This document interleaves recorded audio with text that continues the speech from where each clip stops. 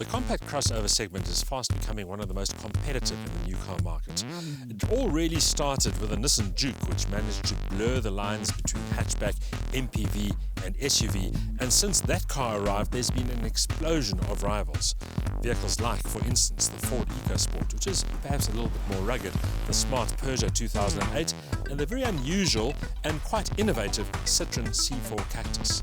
Now Renault's joined that fray with a car it calls the Captur, and you can be sure it's hoping to capture a big slice of that compact crossover market. The Captur may be a new arrival in South Africa, but it's been available in European markets for more than 2 years now, racking up in excess of 250,000 sales in the process.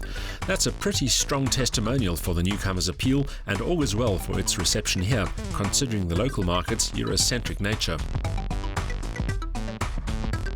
The locally offered range consists of 3 models, 2 of which combine the slightly smaller Clio hatchback's 3-cylinder 900cc engine with a 5-speed manual gearbox, but offer different spec levels. The more affordable version is badged Expression, while the Dynamic has more standard kit.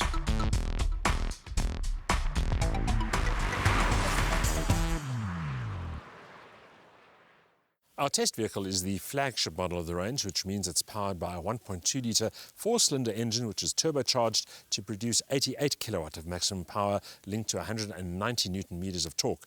But the most controversial part of this drivetrain is the 6-speed dual-clutch gearbox, which is a little bit lethargic to use and is probably best used in manual mode. The so-called EDC transmission is more focused on refinement than quick shifts, and it tends to emphasize the engine's slight low-down lag when used in automatic mode. But then, the Captur isn't a sports car. Compared to the quirky Juke or the innovative Citroën Cactus, the Captur's aesthetic design is sleek and contemporary, with smooth surfaces that suggest wind-cheating aerodynamics. Chrome accents and black gloss detailing add further appeal, as do the generous 17-inch wheels. The overall look is almost futuristic and certainly distinctive, while remaining unmistakably Renault.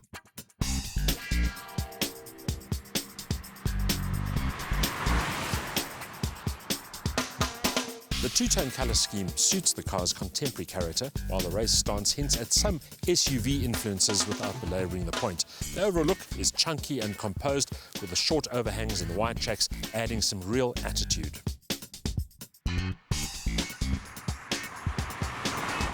With a total length of 4.12 meters, the Captur is only 58 millimeters longer than a Clio, but it looks a lot bigger from the outside. Measuring 1.78 meters wide and just 1.57 meters tall, the new crossover looks nimble and wieldy, while the 170mm ground clearance is just enough to venture onto slightly rougher roads and tracks without fear of snagging the undertray.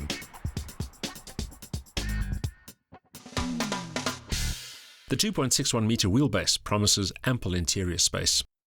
For what is essentially a compact vehicle, the cabin proportions are generous and there's full seating for 5 adults. This rear bench seat can move forward and aft to improve legroom for rear passengers or to increase the luggage compartment. And in fact, a fair amount of boot space. You can also fold the seats flat completely, which then creates a large cabin area. And there's an underfloor compartment, which increases that luggage space even further.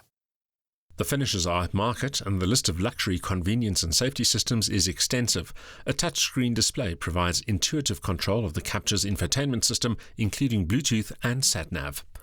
The seats and steering wheel are multi-adjustable in the interests of efficient ergonomics, and clever touches abound, including the elasticized magazine holders.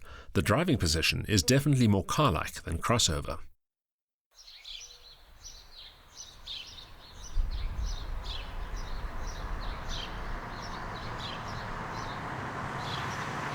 Talking about driving, the car-like characteristics of the Captur extend to its dynamics. It's very much biased towards comfort, really soaks up all the bumps and dips, but feels quite confident. The steering positive, although I have to say probably a little bit over-assisted. But generally, this is a car that's great to drive, whether you're talking about city traffic or cruising on the open road. In straight-line terms, the Captur is swift enough, reaching 100 kilometers an hour from rest in a smidgen under 11 seconds, while top speed is 192 kilometers an hour. It's certainly nippy enough in urban conditions, even if that initial lag takes a little getting used to, while longer distances are covered with effortless ease. Our test car's consumption was well off the claimed combined cycle figure of 5.4 litres per 100 kilometres, coming in at just on 7 litres per 100 kilometres. The Captur gives Renault a real competitor in the compact crossover segment. It's perhaps not as SUV biased as the Ford EcoSport, nor as quirky as the Nissan Juke, and it certainly doesn't have quite the individual character of the Citroën C4 Cactus. But it does ooze sophistication. It has a full house of features, and it's certainly an elegant looker. Most of all, it costs under 300,000 rands, which means it offers a lot of car for the money.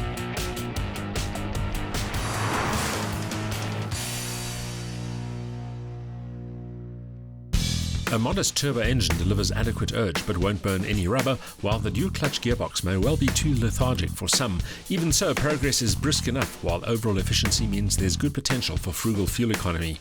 The result is a useful amalgamation of SUV, MPV and hatchback characteristics. However, the small 45-litre tank limits range, while the dual-clutch gearbox could be snappier.